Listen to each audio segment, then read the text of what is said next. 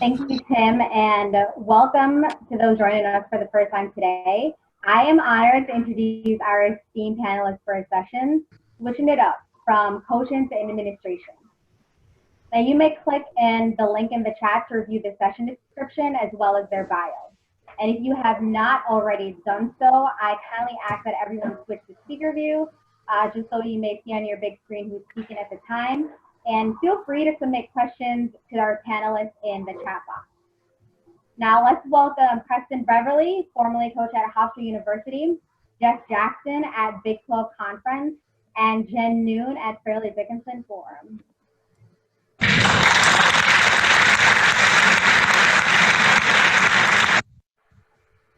Now, just so our attendees can get to know you guys just a little on a personal level, briefly share your journey of being a coach and your transition into working in athletics administration.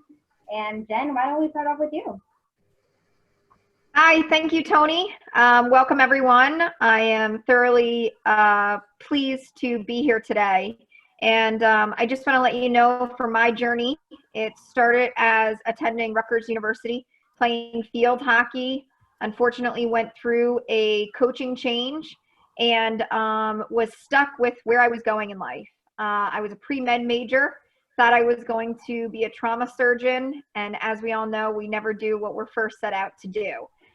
With that being said, I followed my coach to Fairleigh Dickinson University after I graduated, and she gave me an opportunity, and I seized that opportunity.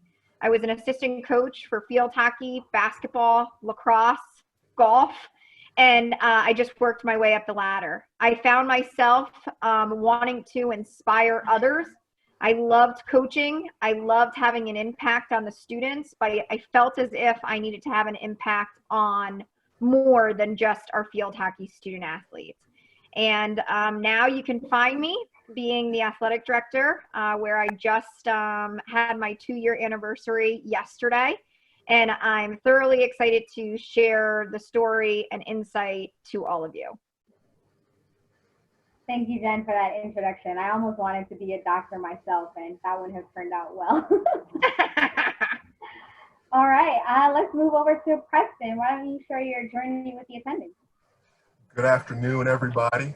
So my journey, I'm a 2005 graduate from Virginia Military Institute.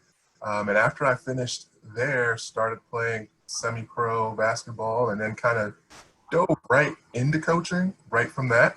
But then really being an administrator was the opportunity came from junior college with the ability to have basically that dual role responsibility, and just loved every second of it. The ability to be able to influence not only student athletes, but also administrators is just, I loved it, loved every second of it. So, that's kind of my journey in a nutshell. Nice, thank you for that, Preston. And finally, moving on to Jeff. Well, good afternoon, everybody. My name is Jeff Jackson. I'm currently the Executive Associate Commissioner in the Big 12 Conference. I'm not sure I would describe what I've done since this journey, but we'll go with that term. Started out as a student athlete at Cornell University. Went into coaching, was actually my senior year in college to head junior varsity coach in that program. Got into coaching with a lot of passion, ended up being an assistant coach at several institutions, and for 10 years was a Division I head coach, my last spot being the head coach at Furman University. After my time at Furman had expired, I guess is the best way to say it, I decided that I wasn't going to go back into coaching and wanted to get into administration. So spent some time visiting with a lot of people on campus, ADs, and started thinking a lot about working in the conference office, the conference environment. Was fortunate enough to gain a position as the Deputy Commissioner of the Big South Conference. Worked for Kyle Talander. It was a very profitable experience for me, especially coming from coaching and not having done all the things that you do on an administrative level. Going into a deputy position, I was exposed to a lot of different things, whether it was a new set of acronyms like RFPs and things of that nature. Proved extremely worthwhile, and over the last 2 years, I had my position in the Big 12. So as you can see, our panelists have different journeys on going from coaching to administration to ask some questions for you guys. And just going back to your early years, whether in college or your early years of working in your current role, could you recall an instance that made you aware of the type of leader you aspire to be and the qualities you sought out to develop in order to be that type of leader? And Jeff, since you're on my big screen, I'll let you start off with this one.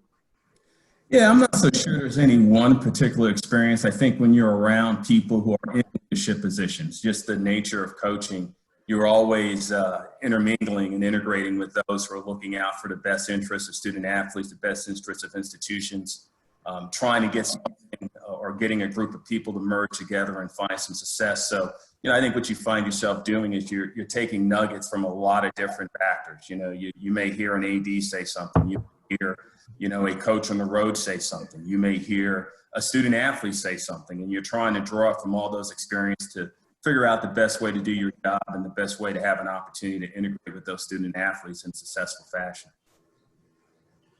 Right. I like that answer, drawing from everywhere, no matter where you are. Preston, would you like to go next?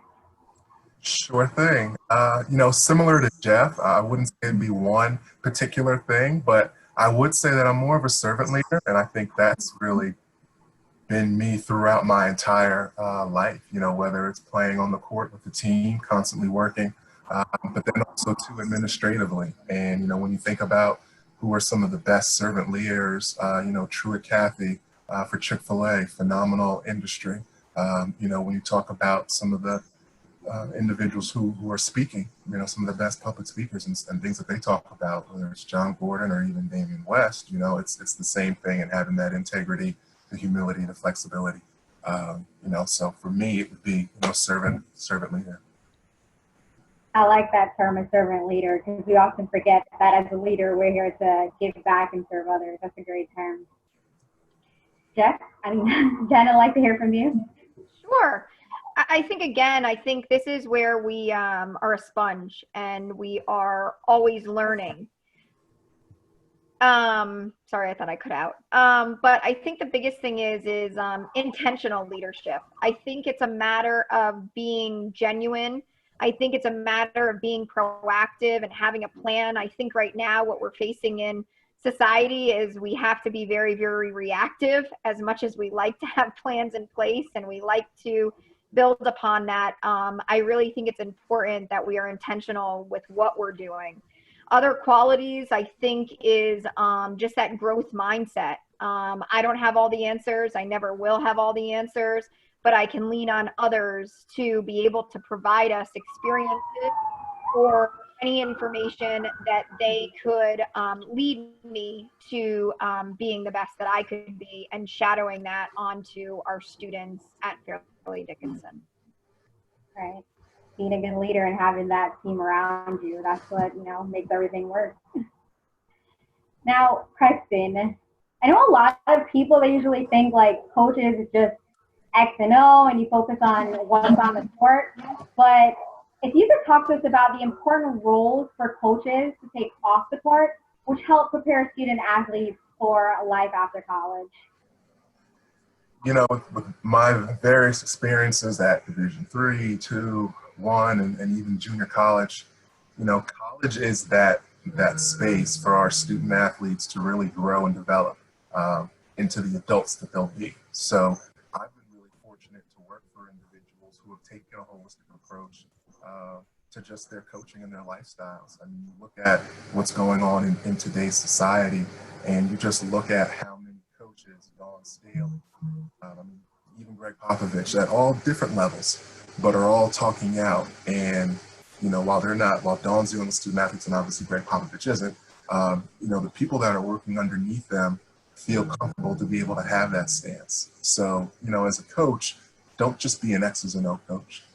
Take the time to really invest and to pour into your student athletes with things outside of your sport. And it can be as small as starting off with a book club, but have it be a meaningful and purposeful book.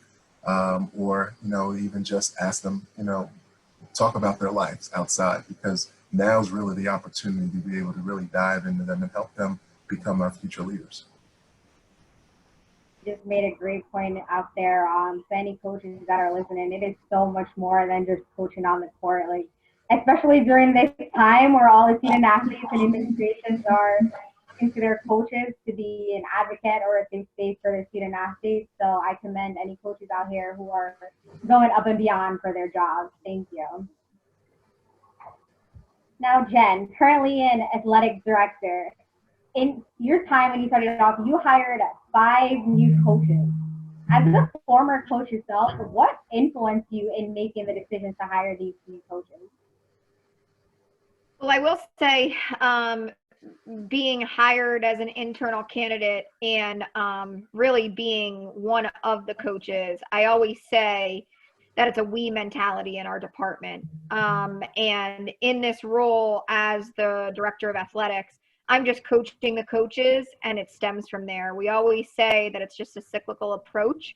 So one thing that kind of influences the hiring is the fit. I think it's really important that you need to fit into what our mission is, what our vision is, what we are trying to do to educate our student athletes. What are we trying to do to inspire and change their lives?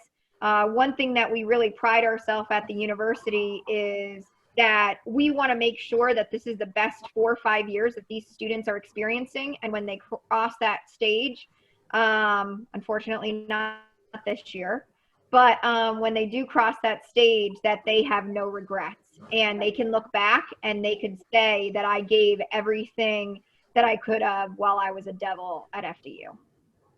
What you're saying, it's not just about applying for any coaching job, but also to do your research into the institution to see if your goals and mission aligns with the institution. Absolutely.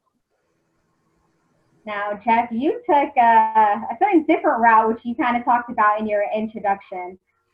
You worked in athletics, but now you work at a conference. What made you want to take a different route in athletics after completing your coaching career? And were you strategic in wanting to work at the conference level, or did you ever consider working at an institution? Well, to be quite frank, recruiting. When you get to my age, the idea of texting 24/7 and chasing down 16 and 18-year-olds is not quite as appealing. So it was time, and I did look at, whether it was something where I would be better in a campus environment or being in a conference office. I think they're very different. I think the campus environment is much more dynamic. And I think that suits certain personalities. And I think the conference office is probably a little bit more corporate. And I was intrigued by the corporate structure of the conference office. I think getting into more of the business entities of it, how do things work? How does a championship function? How do you regulate an administrative sport? I think those things were appealing to me. And as I mentioned earlier, I was fortunate enough to gain a position where I was afforded the opportunity to participate in those different traits, those different things. Like that. And what I like again about these panelists is they're so diverse. So once again, if any coaches are listening, you can do your research. If you want to stay at an institution or at the conference level, you do have the qualities, what it takes. Just reach out and find out how you can, be more involved. Now, Preston, I'm going to move it back over to you. How has your experience to help and inform current coaches to aspire to work in athletics administration? I would say obviously the biggest thing would be to hop on the NACTA and really find, Jen had talked about fit for your institution. Find an area that you're really passionate about. Making that transition from coaching into administration, it can be a little rocky, but once again, if you're doing something that you love, there shouldn't be a problem. So the first thing would be to find an area that you really love, that you have passion for. And then secondly, at your current institution, obviously they're going to have that position and that role. Volunteer.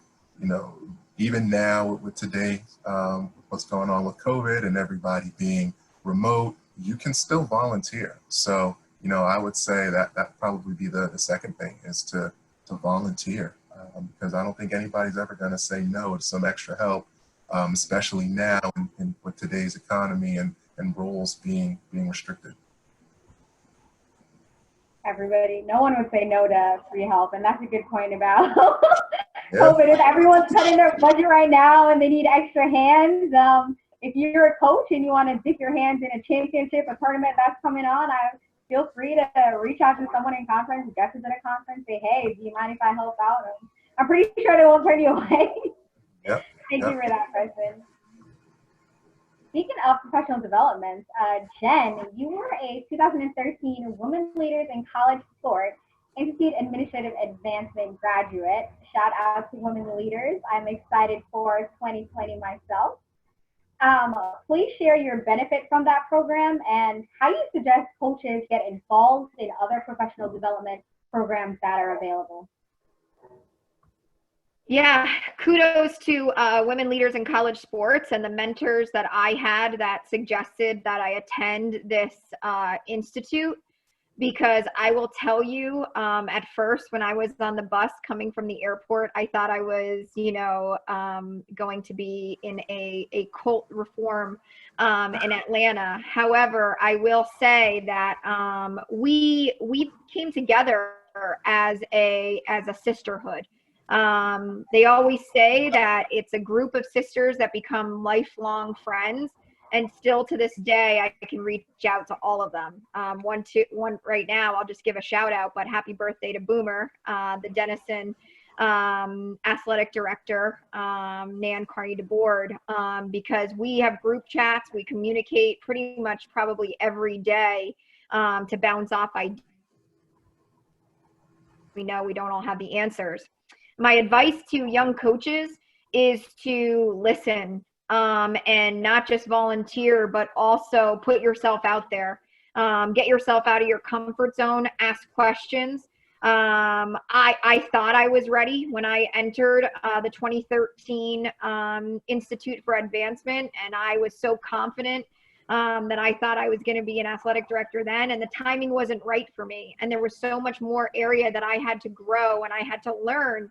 And it was because of the people that became friends, not just mentors, but friends, that provided insight for me to become a better administrator, a better colleague, and just to be that open sponge. So again, I will say suggestions for coaches, but reach out to so many.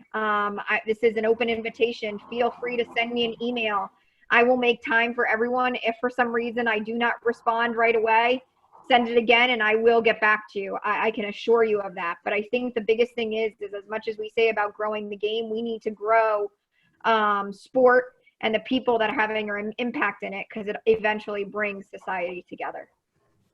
Thank you for that, Jen. And guys, feel free to drop in the chat like any questions, or if you want to reach out to any of our panelists, like Jen said, shoot them an email. Jen is really good too at responding to emails and texts, and for other panelists. And you have touched base on mentors and people reaching out to you. So Jeff, for coaches who are exploring other areas in athletics after their coaching career, and student athletes seeking to explore coaching opportunities or athletic administration, could you shed some light on the difference and importance of having a mentor, sponsor, and resources? I'm not sure it's so much about having a mentor, Tony, as much as it is having a network where you can actually reach out to different people who have different resources available to them. When I decided to make the transition from coaching to administration, I started contacting ADs. I spoke with the commissioner of the current conference that I was working in. You're speaking to people who are in the role that maybe you're looking at, and you're trying to get a sense of what does that job entail? What is the difference between what you would be going to versus what you're participating in now? And I think that, there is some changes. When you're coaching is extremely dynamic. It's something where you're on the go all the time.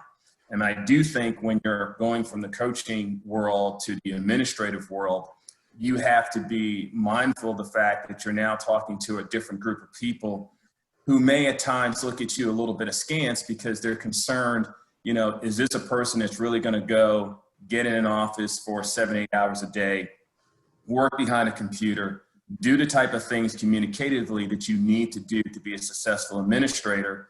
Or even if it's working with student athletes in the campus environment, it is different than what you do in your day-to-day when you're coaching, even though that day-to-day in coaching is extremely long.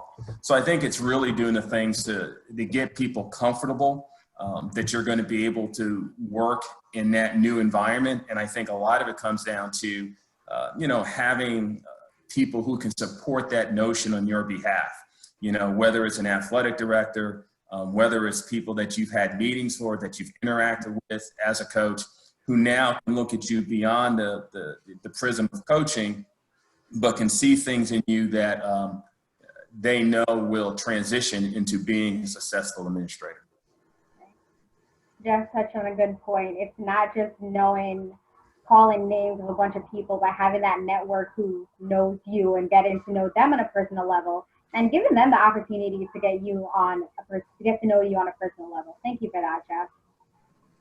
Now, I know our attendees are looking at where you are now and kind of want to dive into not only how you got to where you are, but why and what implemented that decision. So, Jeff, you had 30 years of basketball coaching under your career with different institutions before your current role at the Big 12. So talk to us about how you use your coaching experience to market yourself as the right candidate for that position and how your coaching experience prepared you for that role.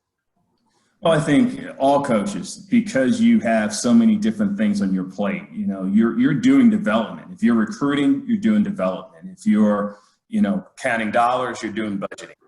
You're doing outreach. Just about every facet that would fall under the auspices of an administrative role, you've had some type of exposure to. So you may not necessarily know what an RFP is when you first take the job. You may not necessarily know what it takes to put on a championship, whether it's a basketball championship, whether it's a baseball championship. You may not even understand all the little different things that make up compliance. But because you're used to solving problems, you're used to being in a situation and trying to figure out how to navigate through successfully, you're going to have a foundation that's going to allow you to figure things out. I think, again, you've got to have an open-mindedness. You have to be a little bit sponge-like. You've got to be willing to take risks just like you would when you first get into coaching. You've got to have a sense of, I'm going to get out here and I may make a mistake or two, but I know I'm going to get better from those mistakes. And I think if you have that approach and you're willing to put yourself in those uncomfortable situations and then figure a way out, it'll normally breed well. Thank you for that. And honestly, I learned what an RFP was on the job. I didn't know prior. I didn't know all the nitty-gritty prior. And luckily, I had a good resource to help me out. So coaches, don't sell yourself short. There's a lot of skills you can transfer into working into administration. And I'm excited for these two parts. So Jen and Preston actually both did coaching and working in administration at the same time. However, Jen chose a different route. So Jen, what influenced you to move into athletic administration, and talk to everyone about how you serve as an athletic director as well as a coach and when you decided to make that move? Sure. So of course that there's a lot of us that think that, we can handle everything, and we just continue to say yes, yes, yes, and yes to whatever comes across our desk, especially being young, because we think we can take it all on. But it comes a time where you feel as if you're being a disservice to some. And when I was hired in the June of 2018 as the athletic director, one thing that came across my desk was, are you staying on as a coach? I've seen numerous people that coach and are athletic directors, and kudos to all of you. I felt during the time with so much change and fear of unknown that I had to decide to make that my last year as a head coach. With that being said, I also had to say no to a lot of people and what I would do in the past. I used to be involved with the New Jersey Association for Intercollegiate Athletics for Women, one of the oldest NJAIAW organizations. I had to step away from that. I had to step away because I just had to make sure that I put I had to put FDU at the forefront of it. And it didn't mean that I wasn't going to go back and support others and what their ideas would be, But at the time, that was the biggest thing I had to decide.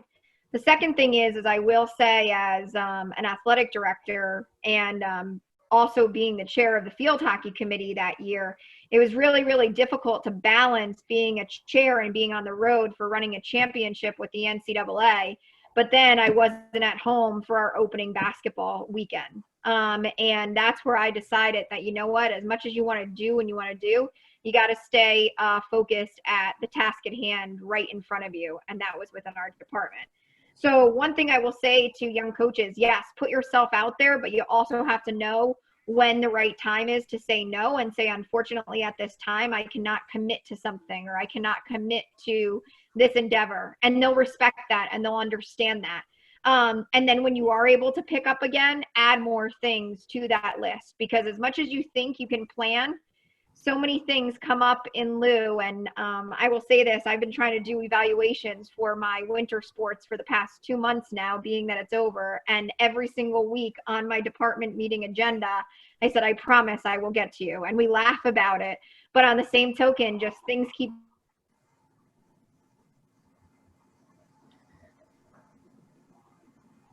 at that current time. And it's not that I don't definitely do, but it's just a matter of putting forward what's the most important at that time.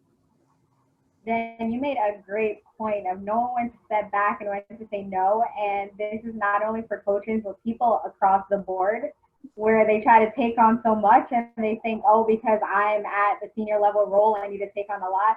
Guys, learn to know when to step back and say no and ask for help. Jen, thank you. That was an exceptional point. And similar to Jen, Preston, you held 2 positions at the same time. Kudos to you both. But Preston, you decided to go a different route. At Richard Bland, you serve as the assistant athletic director in addition to coaching, but you decided to pursue a coaching position at Hofstra. How did you decide to pursue coaching instead of athletic administration when you were looking for that next opportunity?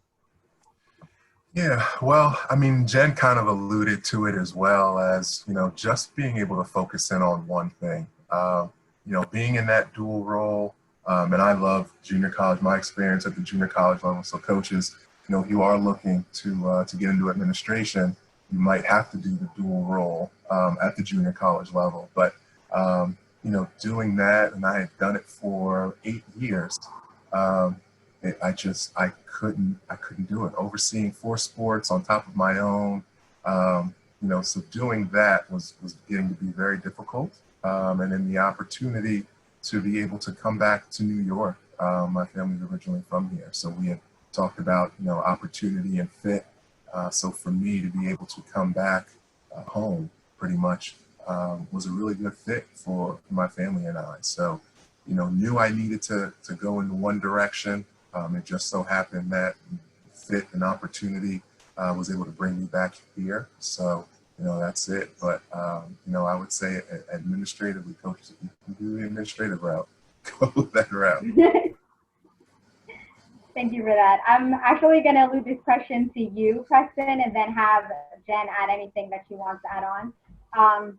During COVID, there's been a lot of budget cuts, a lot of layoffs and furlough, and administration has been asking their employees to take on extra roles. People are having to do things that either they never thought they would do, they never expected, or just don't have the experience for.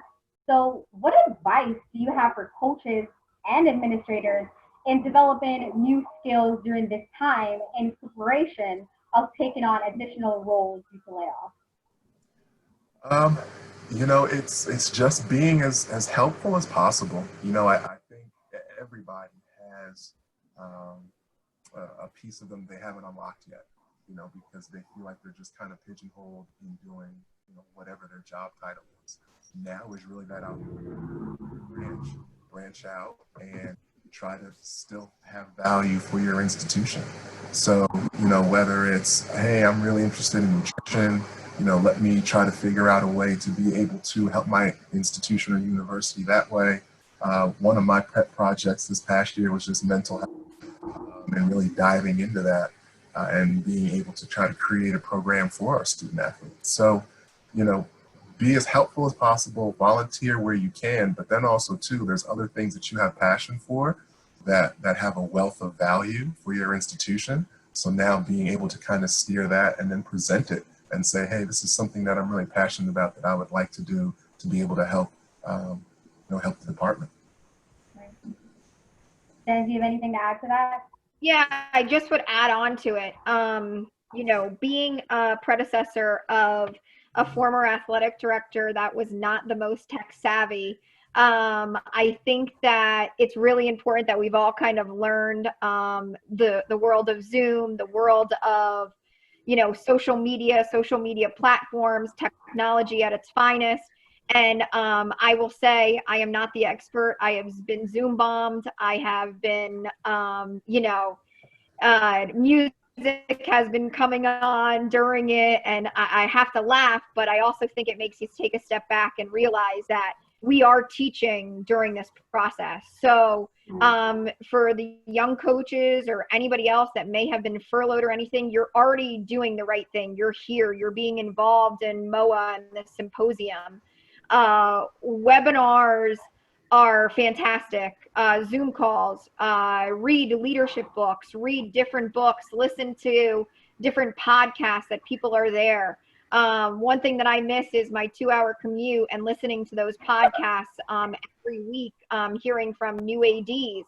Right. It's crazy to hear that, but you get into this normalcy and you create it. So I would just say continue to be that sponge. Look online. Google is amazing. You can Google things and you can find an area to learn as well. Right. Thank you for that. And one last question before we hit the Q&A. We have like about 2 more minutes. As a leader, we know we pride ourselves on diversity and inclusion, diversity and inclusion. Let me stress that. How do you work towards having not only a diverse staff, but also an inclusive staff at your institution? So if you want to just give like a brief on that.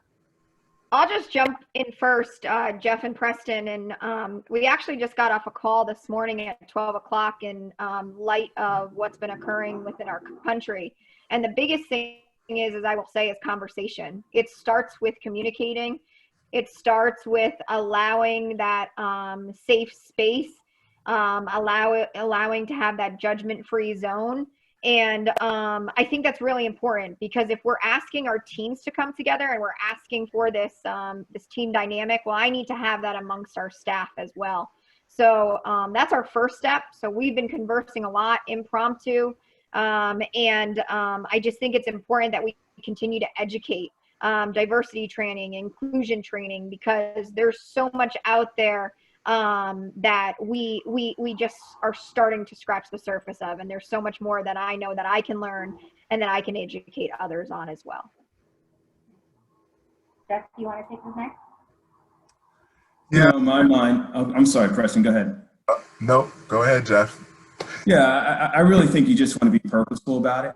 I think whether it's hiring, whether it's how you interact with the people that you are serving. I'm fortunate where I work in a conference office where in our senior team, we have 3 African-American males, we have 3 females. I think the organization that I work with had a purposeful thought in regards to how they wanted to handle their diversity. And I think when you bring people of diverse backgrounds, of diverse ethnicities, all into the same room, just by the nature of natural conversation, you're going to have the ability to influence how people look at things, how people see things, how people formulate maybe a different path and a different way of looking at, the challenges that await us not only within the sports community, but in the normal community or the outside community, so to speak. So, I think when you're in an environment where people are purposeful about how they're assembling their staff, how people are interacting with each other, how people are having discourse about topics that are important beyond just athletics, then you have an environment where you can be somewhat successful. Okay. Thank you for that. And now, Preston, do you want to close us off? Be real short and brief about it, because Jen and Jeff both kind of hit the nail on the head. I think too, you also, in the space that you're in, want to be able to have those conversations, but also to any space that you now want to go to. Jen had spoken about fit, kind of looking at that And is this a place where, you know, I can have these conversations? Will I feel comfortable having those types of conversations? So just being purposeful in that way. Thank you for that. I have to stress diversity and inclusion, because if you're going to have a diverse staff, you know, it's important to give them a voice and to include them in everything. So diversity goes with inclusion. Thank you all for that. Now let's check the chat to see if we have any questions. Yes, Tony, we have a couple of questions here. Nadia asks, as a former head coach, how do I make my skills transferable? And do I need to start all over again when I'm trying to get into administration? So that's for anyone on the panel. Well, this is Jeff. One, you already have the skills if you've been a head coach. There's just too many things that you've engaged yourself in, that you've had to participate in. You're already ready. You don't have to start over, but you are going to be in a situation where, just like, you know, there are certain things that are nuanced to the sport that you coach. You know, there are certain things that are nuanced to being an administrator, and you're going to have to learn those things, but it's not going to take long. And as long as you're open-minded and you're willing to put forth the effort, and maybe more importantly, willing to listen, I don't see any reason why you won't have the opportunity to make the transition. That's a great answer. Yeah. Did anyone want to add on to that, or? I would just chime in and just be purposeful of who you reach out to. And when you do reach out to them, depending on if it's just somebody out of the blue or somebody that you feel connected to be able to kind of ask, okay, can you help me with what transitional pieces are for this role? I think that's an important piece as well. But like Jeff said, you have the skills. So now it's just figuring out how to equate it to your next position. Thank you for that. Okay. Do you have any questions? Oh, Jen is going to ask. Yeah, just the last thing that I would say is, you know, the fear of unknown. You're going to have the fear of the unknown. You're going to feel scared and timid at times. But again, it's being able to step out and say that you don't have all the answers. And people will respond. They might not respond right away, but they will help out. This is the first time I met Jeff and Preston, and I'm just learning from them from the 2 times that we had conversations. So don't hesitate to reach out. Don't hesitate to ask others because they will assist you. And the best thing is I said this earlier, but sport brings people together. It's these symposiums, it's NACTA, it's Women College Leaders, it's the NCAA, it's the committees that everybody is creating, that there's a platform for us to find those resources. Because again, not all of us have all of the answers. So true. Okay, so we have another question here. What do you do when you get the urge to go back to coaching? Never share that with an administrator. Keep that urge to yourself. Because one of the first things that any administrator is going to ask to somebody who's been in coaching for an extended period of time, because it is an addictive profession, is, okay, so are you thinking about going back to coaching? And if you give them a sense that it's plausible, that may hurt your opportunities, because they are concerned, because it is a different lifestyle. Again, as I said earlier, it's not as dynamic. It's not as always engaging, the same type of environment. There are perks that don't exist anymore. So there is, I think, amongst administrators, some concern about people who are making that transition and whether they're doing it just because they want a job or they're doing it because they want a career. So my advice would be, if you do have that urge, keep it to yourself. I would say find a CYO or Pop Warner team to be able to interact with the youth if you feel like getting back into coaching. You know, because to be quite frank, yeah, that's not the way to go. And your administration will be very, very on edge.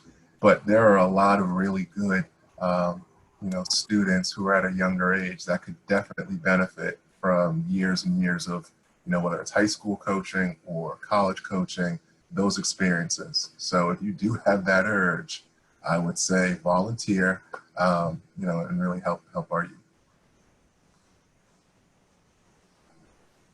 Jen, did you want to add to that? I think they both hit it right on the head. Yeah, absolutely. Okay, Jen great. said it earlier, guys, find your passion. Have another question here. How did you cultivate the relationships to assist in your transition to administration? Yeah. Go Sorry. ahead. I was just gonna say, for me, it was it was kind of unique because I wasn't new. I was part of the institution for 18 years. So how do I decipher myself from being just a coach or an associate AD to then becoming a leader? And I will say it was actions. I had to follow and be mindful all the words that I were speaking, and I had to put it into actions. And I really wrote down a plan. I created a 1-year plan. They always ask, like, what's your first 30 days on your job? What's your 60-day or 30, 60, 90? And I said, really, I look at this as what's my entire year. It's setting goals for myself. It's being open for constructive criticisms. It's being able to have my coaches also evaluate me. I think that's something that is very, very meaningful, that when you're at the top, it's okay to say you've made mistakes and that I'm sorry. Because again, like I said, I'm not perfect, but I want to strive to be better every single day. Jeff, did you want to add to that? No, I'm good. I'll let Preston go. I would just say, you know, just be mindful, be purposeful. I think a lot of times, and Jeff had mentioned it before, people just trying to look for mentors, and they're just trying to find anybody who's the highest person I can get on the phone and try to build a relationship with them. But that's not going to be as mindful and as purposeful as somebody who, you know, might be in the same industry, but maybe somewhere down the line that you actually do have a connection with, and you just grow it. It's not going to happen in a vacuum. It's not going to be instant, but just be mindful and purposeful in that way, and the right opportunities will put themselves in front of you. Thank you, Preston. Tony, those are all the questions we have at this point, so you can close the session. Perfect. Thanks, Renee. And thank you, Preston, Jeff, and Jen, for taking the time with us to share your story. I hope this is encouraging to someone looking to make similar career moves. And now our next session will begin momentarily. Thank you all. May have a good day. Thanks, Thank everybody. you, everyone.